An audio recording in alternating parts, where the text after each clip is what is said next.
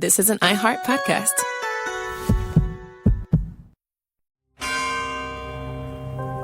There's a vile sickness in Abbottstown. You must excise it. Dig into the deep earth and cut it out.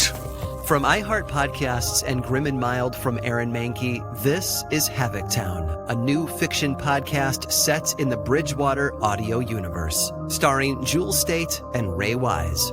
Listen to Havoctown on the iHeartRadio app, Apple Podcasts, or wherever you get your podcasts.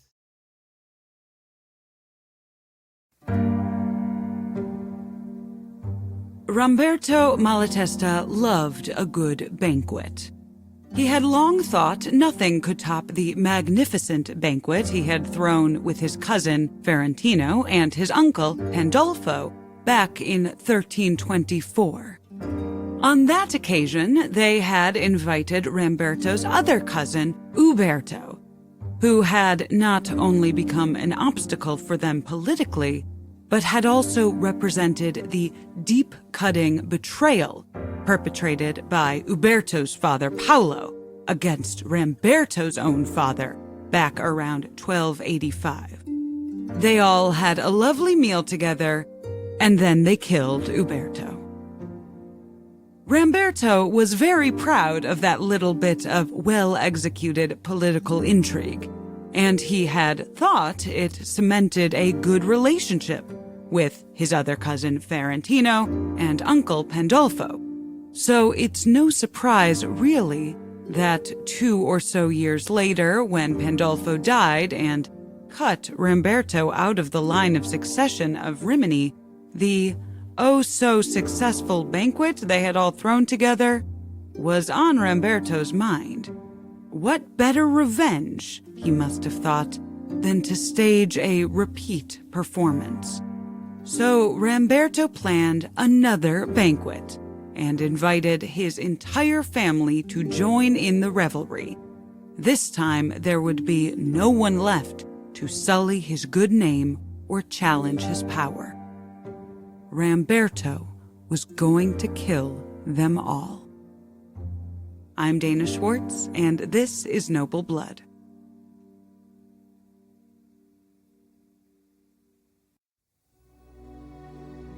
Uberto Malatesta grew up in the shadow of his father's death. When Uberto was a teenager, his father, Paolo, was killed alongside his lover, Francesca de Polenta. The murder was perpetrated by Paolo's own brother, Gianciotto, who also happened to be Francesca's husband. Gianciotto had caught them in flagrante after what was apparently a years-long passionate affair. After the murder of Uberto's father, Uberto was brought, along with his mother and younger sister, into the household of his father's murderer, where Uberto lived under Gianciotto's tutelage. This was, evidently and understandably, an unbearable arrangement. By 1297, Uberto fled Rimini, and he took refuge with a family of Ghibellines, enemies of his Guelph-sympathizing family. Just as a reminder, the Ghibellines and Guelphs were rival groups here, with the Guelphs supporting the Pope and the Ghibellines supporting the Holy Roman Emperor.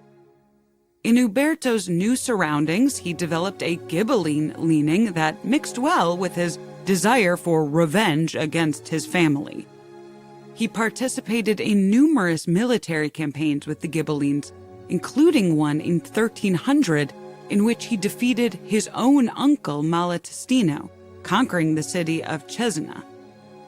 A few years later, Uberto became the podesta and captain of Cesena, although he was apparently run out of the city not long after for showing some tyrannical tendencies.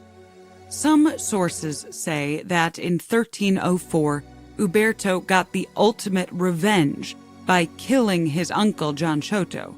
Supposedly, he was able to hide the murder by killing his uncle in battle, under the guise of their Guelph-Ghibelline animosities. In a bloody moment in Italian history, it would have been the perfect murder, really, hidden in plain sight. Unfortunately, though, we're pretty sure of Gianciotto's date of death, and we have no sources verifying how he died, or the role Uberto may or may not have played in it. But the fact that the story has endured speaks to the dangerous ways political and familial tensions could, and did, intersect during this period. In any case, for the next couple of decades, Uberto seems to have committed himself to conquering more and more land on behalf of the Ghibelline faction, and of course himself. In 1321, he allied with the Montefeltro family in an attack on Rimini. By then, Uberto's uncle Pandolfo had become the city's podesta, and he had appointed Uberto's cousin Ferentino to lead in the defense against the invasion. They defeated Uberto and his Ghibelline forces handily. This was the last straw. For Uberto, dealing with his family had felt like one betrayal after another, and so a plan began to form in his head, the ultimate retribution. For a few years, he continued to operate as usual, but all the while he was dreaming of taking over Rimini. Finally, in 1324, he decided to put his plan into action. He reached out to his cousin Ramberto. Ramberto was the son of Gianciotto by his second wife, Sambrazina de Zambrasi. We don't know his exact birth year, but it's possible that he was born while Uberto was still under his uncle's care. They might have been living in the same house. By now, Ramberto would have been at least 19 years old. Ramberto had evidently inherited the power-hungry tendencies of his male family members, and Uberto bet that he could get him to turn on the family. Together, the two cousins made a plan to depose their uncle Pandolfo and take Rimini for themselves.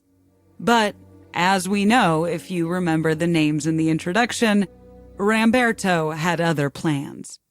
He informed Pandolfo and Ferentino of Uberto's treacherous proposal, and together they planned to exact their revenge for Uberto's various betrayals of the family, and by proxy, his father's.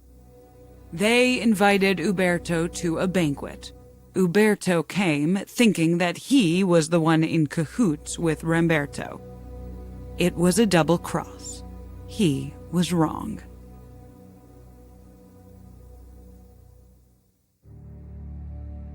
The assassination of Uberto Malatesta complete, the three murderers, Ramberto, Ferentino, and Pandolfo, quickly set about covering up their crime.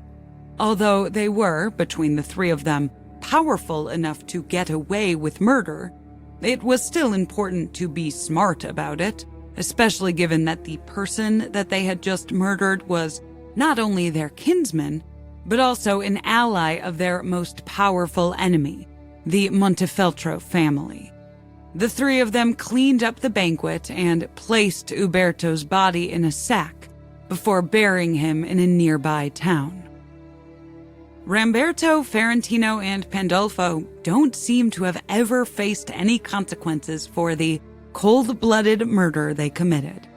It's likely the murder, scandalous as it was, simply faded into the background of ever-present violence, much of it straddling the boundaries between personal and political. Was it murder or was it warfare? And who was going to prosecute the murder? The magistrates in charge were the very people who were murdering their relatives to gain political power. In any case, with their crime unpunished, the murderers went about their business fighting the Ghibellines and attempting to expand their power in various bloody ways. Ramberto was sure that he had cemented his good standing in the family by foiling his wayward cousin's treasonous plot. How could he not have? He had had a chance to betray them when Umberto proposed his plan, and he didn't take it. He double-crossed Uberto. Surely he would be rewarded for his loyalty with the rest of the family. 2 years after Uberto's death in 1326, Pandolfo Malatesta died. He was the last remaining son of Malatesta de Verrocchio. After Paolo and Gianciotto, the adulterous and murderous brothers, the only other son, Malatestino, had died about 10 years earlier. And so Pandolfo had inherited the better part of the Malatesta dominions. Before he died, he dictated his wishes for the successions of his vast holdings, and, most importantly, the lordships of Pesaro and Rimini. He left the lordship of Pesaro to his own son, Malatesta II. Rimini he left to his nephew and co-conspirator in the murder of Uberto, Ferentino. To Ramberto he left nothing. We don't know why Ramberto was excluded in this way. He does seem to have been something of a rogue element of the family. We have no clear evidence that he ever married, and while he clearly held several properties and engaged in all sorts of military campaigns and intrigue, he doesn't seem to have ever held any real power. His father had been the Lord of Pesaro. Perhaps he might have inherited it himself had he been older at the time of his father's death. But he was just a child, and unlike the monarchies in Northern Europe where a child could inherit a throne with a regency during this period, in the Italian city-states it was more common for another family member to, well, just take the power for themselves outright. And so, when Pandolfo died, Ramberto was left with nothing. In a cruel twist of fate, perhaps now he knew how Uberto must have felt, deeply betrayed by his own family and angry enough to retaliate. Where Uberto had gone off and joined his family's political enemies in warfare, however, Ramberto decided to make his revenge a little more personal. In July 1326, not long after Pandolfo's death, Ramberto planned another banquet, this time at his home right in Rimini. He invited practically the whole family, or at least any member of the family who could either inherit anything or exact vengeance, that is, all of the men. Historians agree that his plan was most likely to execute a mass family murder, a brutal, bloody, and theatrical end to any branch of the Malatesta line but his own. But his plan quickly hit a snag. Ferentino showed up along with his family members, but Malatesta II was away fighting Ghibellines along the eastern shores of the Marche, although a few of his family members still attended. Ramberto knew he could not execute his plan while someone was still alive to avenge the murders, especially not someone as powerful as Malatesta II, not to mention as ruthless. He had to think on his feet. He couldn't kill them, but maybe there was another way this could all work out. He decided to try to leverage his captives to get Malatesta to help him get what he felt he deserved. Ramberto began by releasing the members of Malatesta's family. Maybe he thought he could get Malatesta to align with him willingly against Ferentino to take Rimini.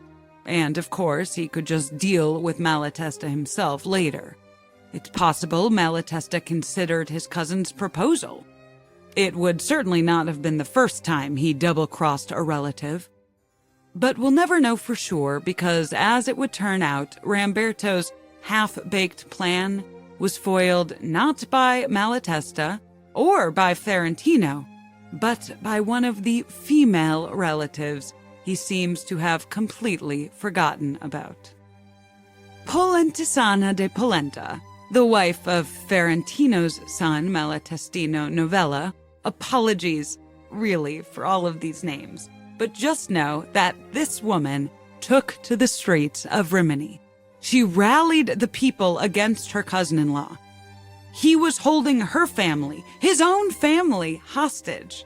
He planned to take Rimini for himself, with not a thought for its people. It seems the support of the people, plus pressure from Polentesana's powerful family of origin, who were, as it happens, relatives of the long-since murdered Francesca de Polenta, convinced Malatesta to bring an army into Rimini. Cornered, Ramberto freed his family members / hostages and fled to one of his estates in the country. But he wouldn't stay away from Rimini for long.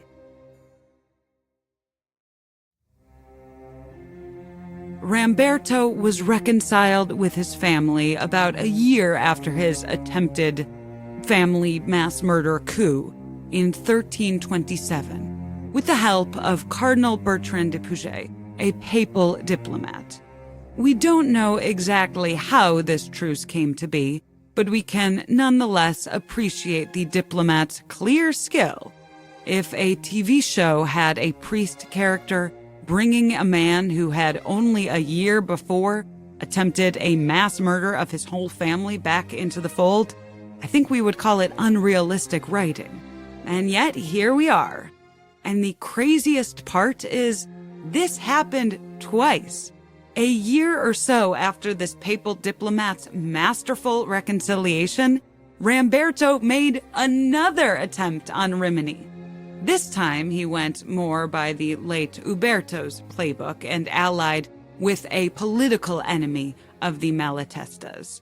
He was aided by his brother, the archpriest Guido Malatesta, about whom we know very little, but who clearly also wished to topple his family's dynasty in Rimini. As you can probably guess, the attempted takeover of Rimini did not go well. Ramberto, Guido, and their supporters were soundly defeated and run out of the city. But before long, the wayward Malatesta brothers were once again, inexplicably, accepted back into the fold of their family, their trespasses apparently forgiven. Perhaps Ramberto thought it was odd that he was given so many chances by his family. He had seen several of his relatives slaughtered for offenses much less grievous than his own. Maybe he thought that his failures to execute his various treacherous plans made them somehow less treacherous or less likely to be punished. When Malatestino Novello, the son of Ramberto's cousin Ferentino, both of whom, let's remember, he had imprisoned in his home just a few years prior, invited Ramberto to his hunting lodge at Puggiano in 1330 for a few days of hunting and hawking, perhaps Ramberto thought he might finally really have a chance to truly and fully be restored to his family's good graces. As sources would later tell it, Ramberto arrived at the lodge in the early evening. Malatestino wasn't there. It was January, and so Ramberto sat by the fire, staving off the chill, waiting for his host to arrive. When Malatestino finally strolled in as dusk settled over the palazzo, Ramberto fell to his knees before him. He begged Malatestino's forgiveness for the kidnapping, for the treachery, for all of it. Did he mean it? Was he truly sorry? To Malatestino, it didn't matter. As he placed one hand on his cousin's shoulder, he used his other hand to reach for his dagger. At this point, Ramberto must have realized this invitation had been a trap. The banquet murderer had lost at his own game. While the rest of the family had, sincerely or otherwise, made amends with Ramberto, Malatestino had long since decided that he had had enough of the endless plots, machinations, and betrayals. He had lured Ramberto here with promises of a good hunt, a good meal, and perhaps forgiveness, but this had been the plan all along. Without a word, Malatestino plunged his dagger into Ramberto's neck, killing him almost instantly. It was a fitting end for a man who represented a gruesome and dramatic era of his family's history. He lived his life tangled in the personal and the political, his violence guided by a craving for power and a thirst for vengeance that he shared with nearly every member of his family, much as they might have denied it.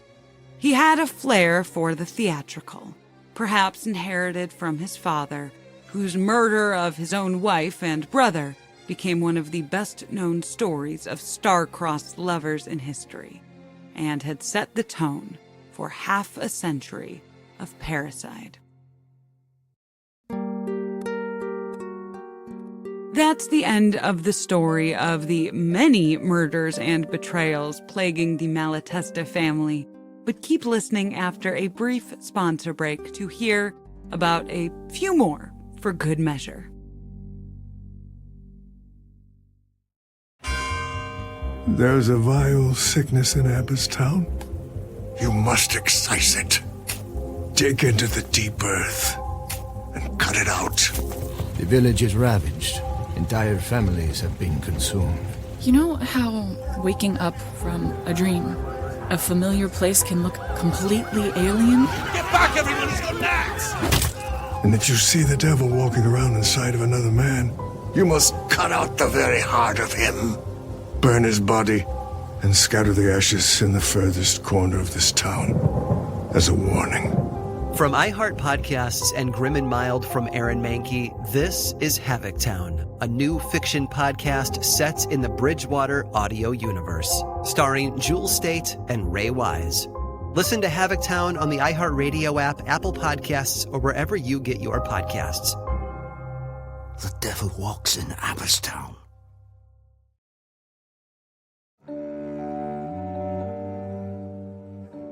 I would love to end this episode by saying that Ramberto's murder closed the chapter of bloody violence in this family's history, but it very much did not. It would only be a few years before the Malatestas turned on each other again. Malatesta II, an uncle of Ramberto's, was known for much of his life by a nickname, Guastafamiglia. As with John Ciotto before him, whose nickname was Scanciato, which was a reference to his supposed ugly appearance, Guastafamilia's nickname was a nod to his most notable attribute. It means family ruiner. As it would turn out, Ramberto was not the only member of the family with designs on Rimini, perhaps harboring some resentment that his cousin Ferrantino had inherited the powerful dominion upon his father's death. In 1330, he, this family ruiner, concocted a series of intrigues to have the papal legate ban Ferrantino from Rimini and allow him to take control of the city. That worked well enough until April 1333, when Malatesta and his brother Galeotto, who seems to have managed to stay out of the previous decades of family drama, were both captured in battle. When they were freed sometime later, they had to reconquer Rimini, and they fought alongside the papal troops to expand the family's dominion to Fossombrone and Fano. In the meantime, they temporarily reinstated Ferrantino as Lord of Rimini. Ferrantino ruled Rimini again from 1334 until 1335, when Malatesta made his move. He captured Ferrantino, his son Malatestino Novello, the one who, if you remember, had murdered Ramberto, knife in the neck, and his grandson, Guido. It's likely that Malatesta murdered Malatestino and Guido during their imprisonment. Ferrantino was eventually freed by Nolfo de Montefeltro, the latest in a long line of Montefeltro enemies of the Malatesta family, and that sparked a war that ended in papal intervention. In 1342, Malatesta and Galeotto signed a peace with the Pope, confirming Galeotto as Lord of Fano, Malatesta Lord of Rimini, and his sons were given dominion in Pesaro. Ferrantino was left out in the cold. His last dominion, Montiano, would be taken not long after by Malatesta and Galeotto when they themselves betrayed the Pope and allied with the Ghibellines. It's all very complicated, but what you need to know is Ferentino died in 1353, having lost pretty much all of his power, but also having seemingly managed to avoid being murdered by his cousin.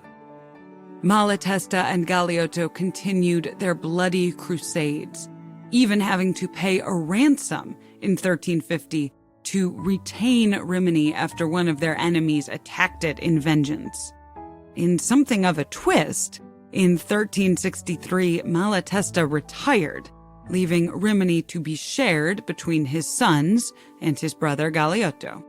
Galeotto, it turns out, would go on to outlive his nephews, the normal way, not the classic Malatesta murder way, and he would inherit the entirety of the Malatesta dominions.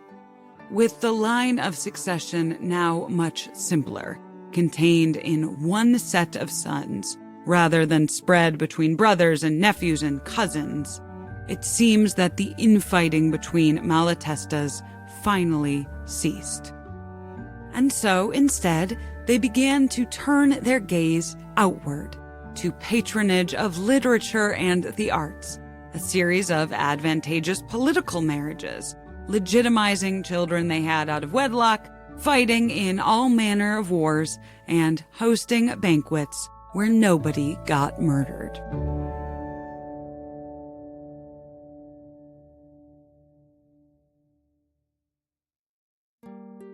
Noble Blood is a production of iHeartRadio and Grim and Mild from Aaron Mahnke.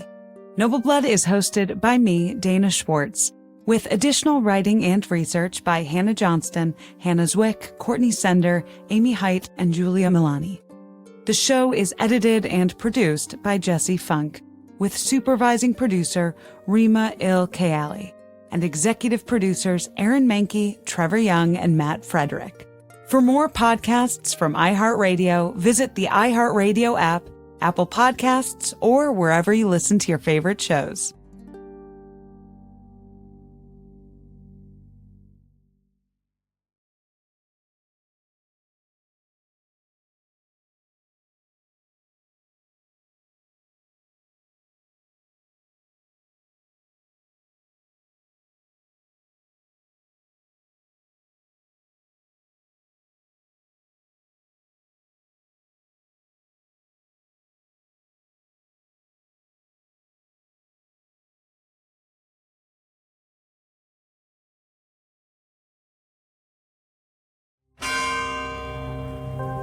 There's a vile sickness in Abba's town.